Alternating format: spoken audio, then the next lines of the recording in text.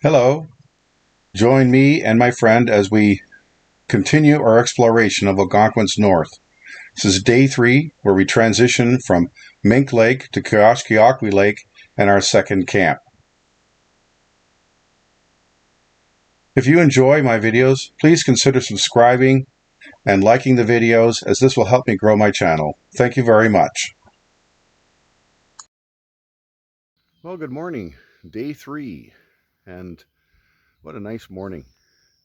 It's cool. It's about maybe 14 or 15. And it's not as misty as yesterday. Sun's just come up over the trees. And we're just going to get sorted out here. And then we'll be heading back to Kioskokwi Lake. But there's no rush. It's a beautiful morning here. Our friends the mosquitoes are still here, but it is mid-June, so you'd expect that. But we had a beautiful paddle yesterday, and I'm looking forward to a nice one as well today.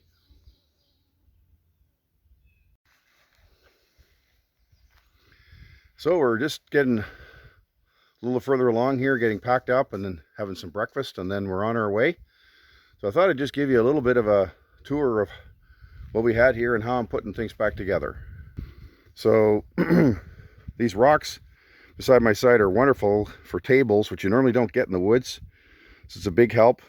And so I'll be making my breakfast, which is oatmeal and muffins. And then I'll make my lunch, which is sandwiches and Gatorade. So the tent is still sitting there, but we'll get that put away.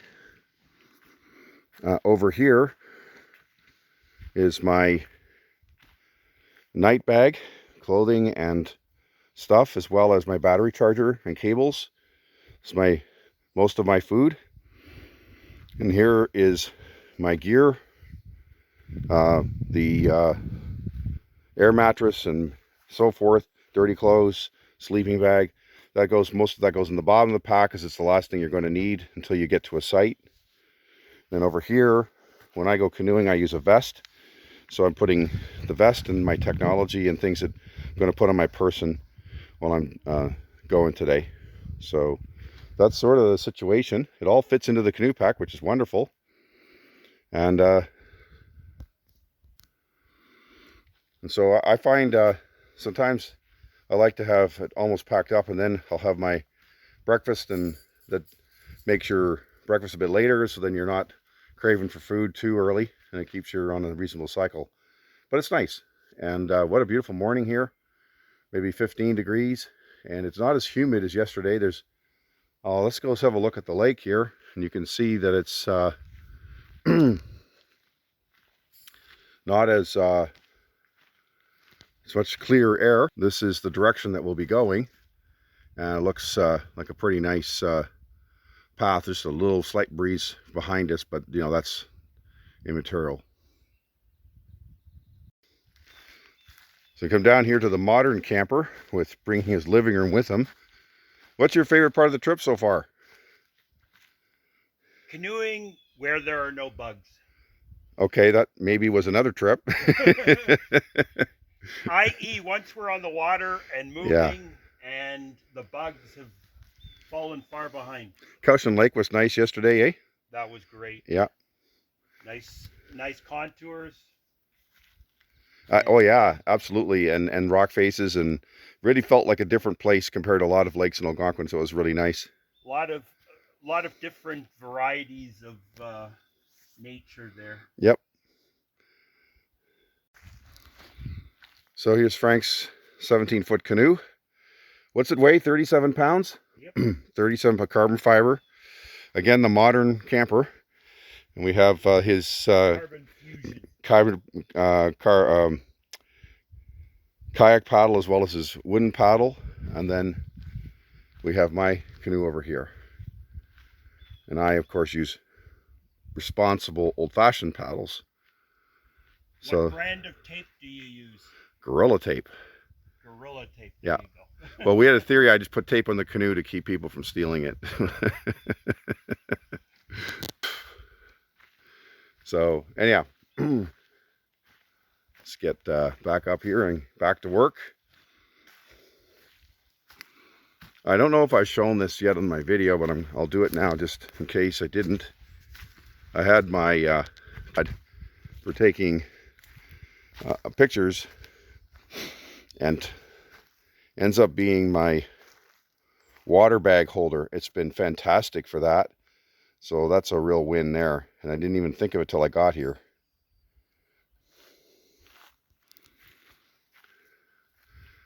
Another Frank brings with him is his outdoor shower. And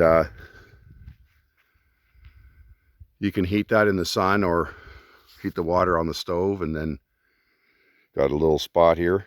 So he uses that every night. It's nice, I think, about this site and maybe many sites up here is they don't get the same traffic. So in the southern part of Algonquin, a lot of the sites have squirrels and chipmunks that won't give you any peace because they've been fed by campers, which is really a dumb thing to do. And so it makes it a real harassment. I had another trip one time, a buddy, and he hung our food in the tree, and the mouse went up the rope and down the rope into the bag and ate all his bread. It gets kind of old when you do those things. But here, at least on this little spot, we haven't seen anything. It's almost sterile. There's been no chipmunks or anything else. So it's been really nice. And we're, of course, take everything with us. We leave nothing behind. And there's a fire ban, so we're not even burning our trash. So let's try to keep it that way because it sure is nice. The only thing real irritant here is, of course, the mosquitoes. But other than that, it's a pretty nice place. So all packed up and are ready to go now. Heading north on Mink Lake to Kiosk. Find my repellent, change our plans, and nice day. It's got a nice little breeze, and we'll get one on the lake a bit too, probably. It's a good day for a paddle. I don't know, after a little while, the mosquitoes seem to be a little subsided up here. Anyhow, it's been a very nice sight. See you on the water.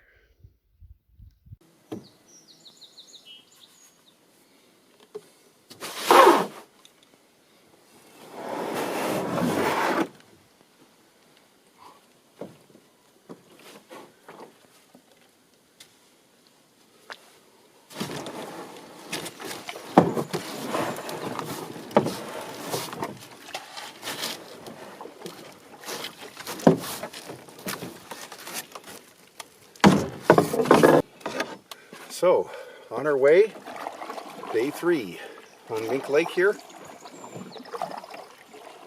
Frank's just finishing up.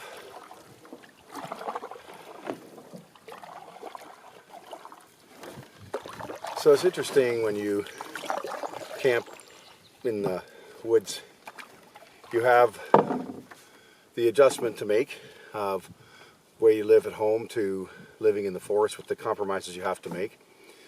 And at the same time, it's beautiful and it's wonderful, and so there's that challenge, whether it's the bugs or different food or you know, a little bit different sleeping accommodations and so forth. I slept okay the first night. I slept pretty good last night because I was tired from the paddling and so forth. But you know, the one nice thing about this type of travel, if you plan it reasonably well, is that you're not rushed. So you're not go all the time, and so you have time to eat your meals and take care of your gear, not make any mistakes. On this trip, we're in ideal weather, so it's a little easier, and there wasn't too many squirrels and things around to hassle our food.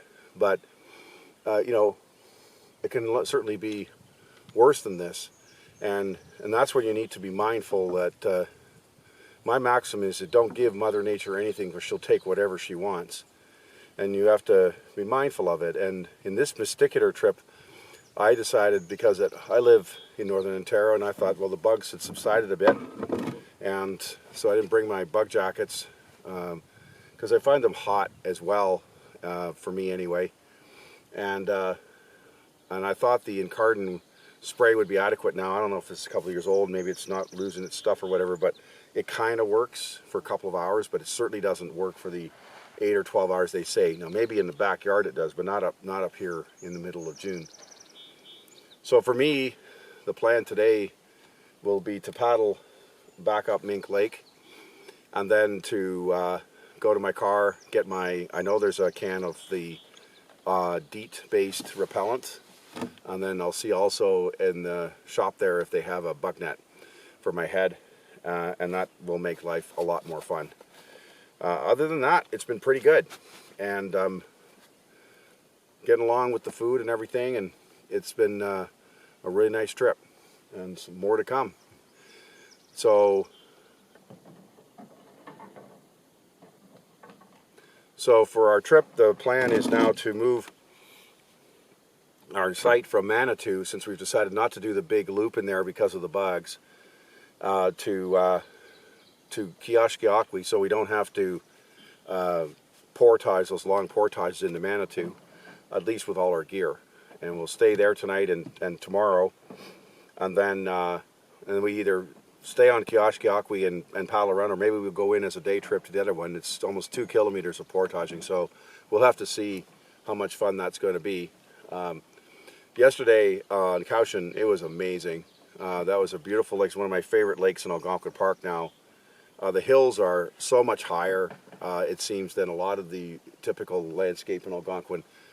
And there's some rock faces and some narrow places, and in general, it was a beautiful, beautiful day. And we had 31K there, and we're getting started now. Just a little add-on that I've done is taken the carabiner in the back of the GPS, and I've velcroed it around my yoke pad, and this gives me a nice little control panel in the canoe, and it's low enough that hopefully I won't hit it with the paddle when I switch.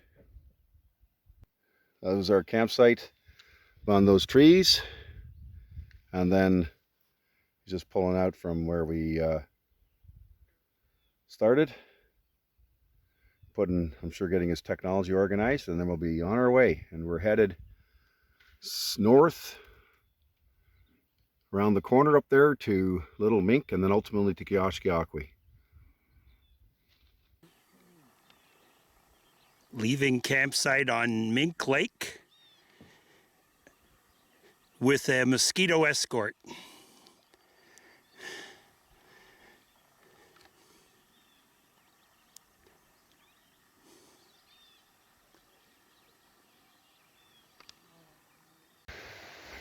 So I just got my canoe over to Little Mink Lake, and I'm going back for my bag, and the bugs are out. Not too bad if you keep moving, but I can't wait to get my other repellent. Hopefully it's all good in the car. Should be a lot nicer to do things. So this is the water going over this Mink Creek, I guess. And here's the portage towards Kioskokwi Lake. So I'm just gonna take the boat out there and off we go. So I'm just finishing up the second part of my portage into Kiosk. The canoe's already there. I used to do my portages in singles, but my pack is 50 pounds and the canoe is 60 something with the stuff in it. And I just don't feel at 62 years old carrying 120 pounds over uneven ground is probably the smartest thing I've done. Now you do triple your exposure to bugs and everything, but I think in some it's the better choice. But anyhow, we got another 300 or 400 meters to go. So I just left the portage to Little Mink Lake, and I'm on Kioskokwi Lake now, heading to Kiosk to get my repellent and maybe a refreshment and possibly some bug jacket or something, see what they have. It's absolutely calm here. The lake is like a mill pond, and it's beautiful. Quite a place. The hills are beautifully green with all the trees. It's just amazing here. For those of you who've done car camping and stuff and are not so sure you want to go in the backcountry, I can understand that. And everyone has their fears and the adaptation issues and so on. And it's not trivial. There are parks where you can camp beside your car, or you can hike in, say, 500 meters and camp there, or paddle across a small lake and camp on the other side. So you get the idea of backcountry camping without going, say 15, 20 kilometers into the woods and then doing it. As you gain confidence in your abilities, this is a physical sport. There's lifting, carrying, walking, paddling, and in the woods, as someone said once, 40% of the time you're too cold, too wet, too whatever. 40% of the time you're too hot, too dry, whatever. And 20% of the time it's amazing.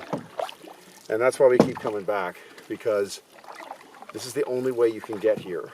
And it depends on what interests you, but these beautiful places are available only, in most cases, to people who are willing to make the effort and the adaptation necessary to come here.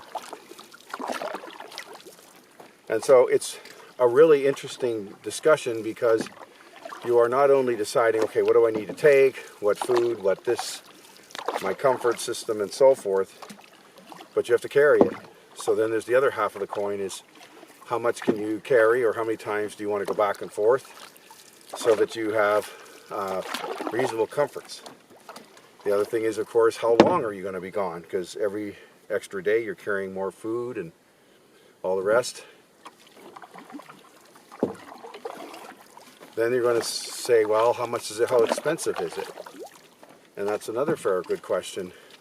The gear that you're going to use for tent, sleeping bag, pack, and all the rest is going to range. And again, I recommend you buy good stuff.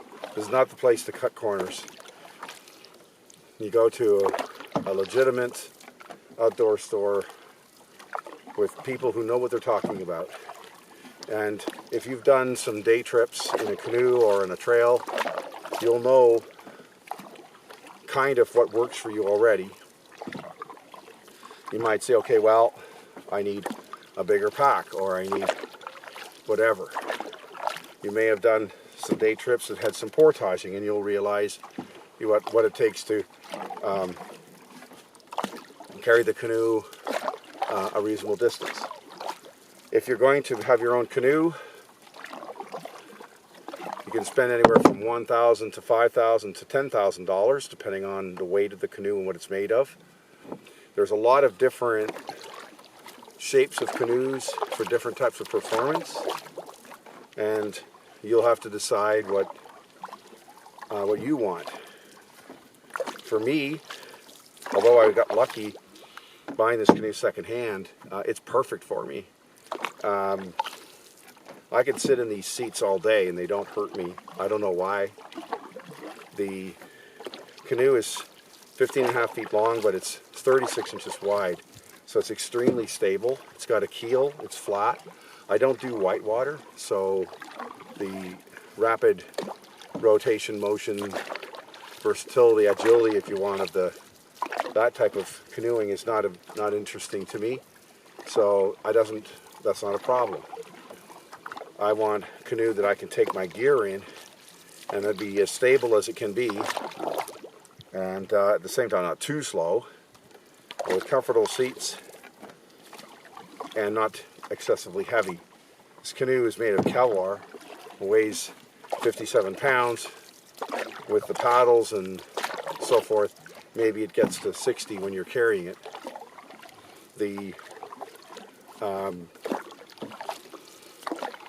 It's well balanced. I put the life jacket at the back just to keep it up, as I think I wrote in another video, and that helps. But for me, I'm willing to take a half a kilometer an hour less I'm not trying very hard right now with my big paddle, and I'm getting 5.5 to 5.8 kilometers an hour, which is fast enough.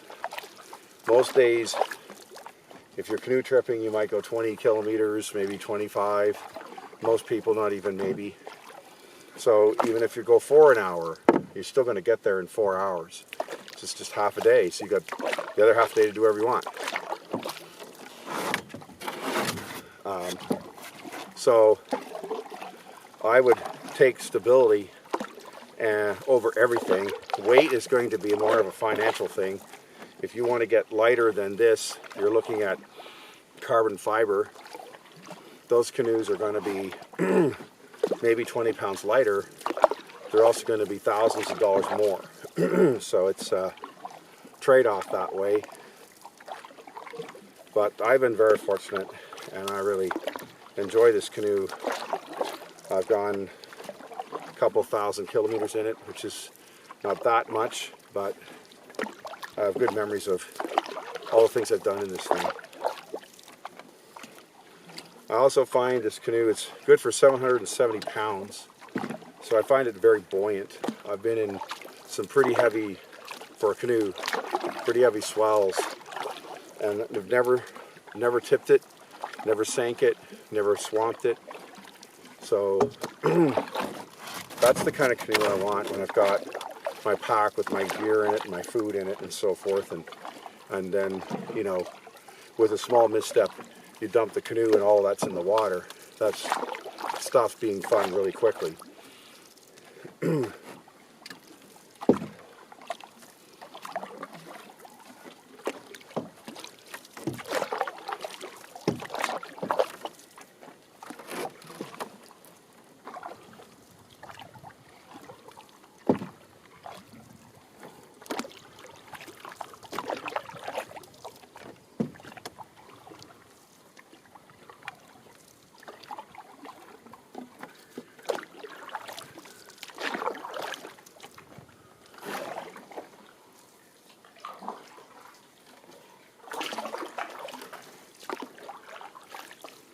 Still smell the creosote from the railroad ties underneath it. Amazing.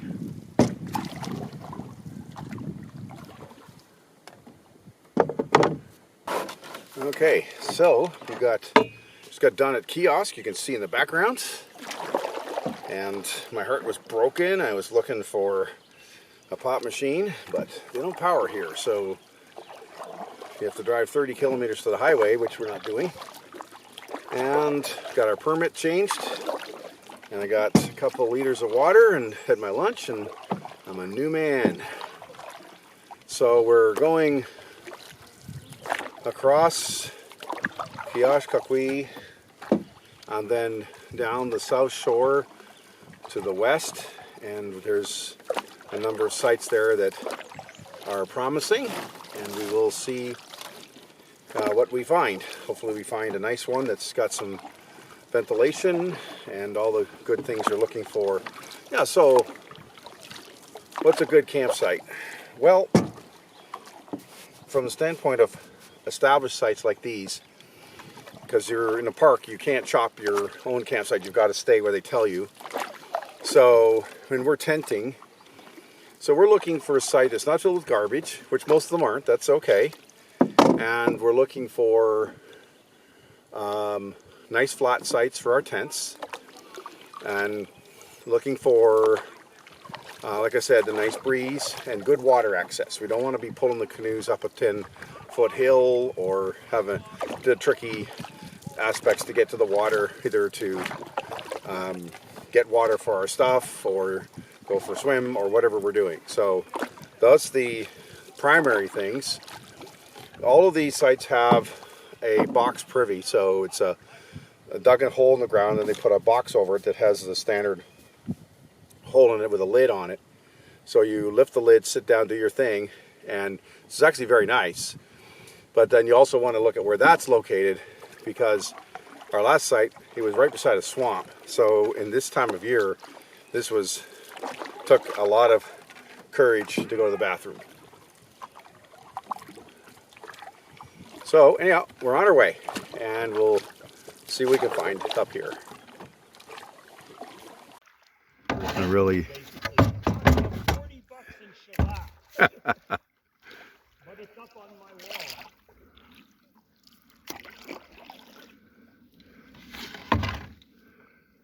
It's a beautiful stump there, sticking out. We're on Kioskokwi Lake, looking for campsites, and this was sitting on the side. So pretty. So we got this really nice site near Maples Creek, and thankfully they're nowhere near the bugs. And I might sleep tonight without my fly on the tent. See how that goes. We're not sure yet. I went and had a swim in the lake, and we got set up sort of here. And I'm underneath a beautiful grove of hemlocks. It's just amazing how it just changes when you move from one site to the next. The previous site had a thunderbox, but it was uneven, and it was all the way beside a swamp, so the insects were just unbelievable when you went there. And this one is just 50 feet away here, and is all set to go. So it's just wonderful when you move from one site. Sometimes things change, and it's just been great. This has a very nice access to the water. You can walk out probably 50 feet before it gets deep. And it was a really nice swim to cool me off from the paddling in the sun and then all the work to set up the site. So this is great. So we're campsite number 2. We changed our schedule and have it on Kioskokwi Lake, and we found a really nice one. So I'm going to give you a little tour now, and as we finished up our dinner and all the rest. So just out, if you see over there, is kind of where you come in, and then this little pathway leads into some nice area here, and the bathroom is just in the back there, which is not too far, thankfully. And then my tent is right there. I'm going to put the fly over it in a few minutes, get sorted out. It's only 7:30, but it gets darker in here. And then heading out to the main area, so to speak. We have the landing is down there, which is sandy, gravelly, which is great for the canoes. There's the great photographer. And then all this is Frank's tent, and then his screen room over there. But the bug situation here is like 1% of what it was at the other site because of the swamp behind it. So really quite reasonable to walk around out here without repellent on and so forth. So I've been able to consolidate almost all my food now in the barrel. It's just a couple small things that are not as of a concern. So they're there, and then my stove and stuff is hanging from that one. Then my bits and pieces for canoeing are there, and that's it. And of course the water filter tripod. So it's a pretty simple setup, and it's a pretty nice site. Now our view, Kioskokwi Lake has lots of really deep bays in it. This is the bay here that you follow down to Manitou Lake. There's a bay around to Maple Creek. Then there's another bay up there called Wolf Bay. So tomorrow the thinking is that we're going to follow more or less the shoreline and explore all these aspects of the lake, and get to know an area of the park we haven't really been before. It's been a pretty nice trip. This is day 3 ending up. We've got, I'm going to estimate about 65 in the canoe, plus or minus, and maybe 7 or 8 kilometers portaging after the 3 days. And Tomorrow should be a fairly long paddle. And then the last day, since we've moved, we're only about 3 to 4 kilometers from our cars, although you'd never know it here. And there's a rail trail that I'm thinking of walking out to the first trestle just to get a nice look of the lake. I might do that before I'm done. So that might be how we work out Wednesday, but we're not completely sure. We'll see how the day goes. It's a nice part about it. Anyhow, that's good night from Kioskokwi Lake, and thanks again for watching.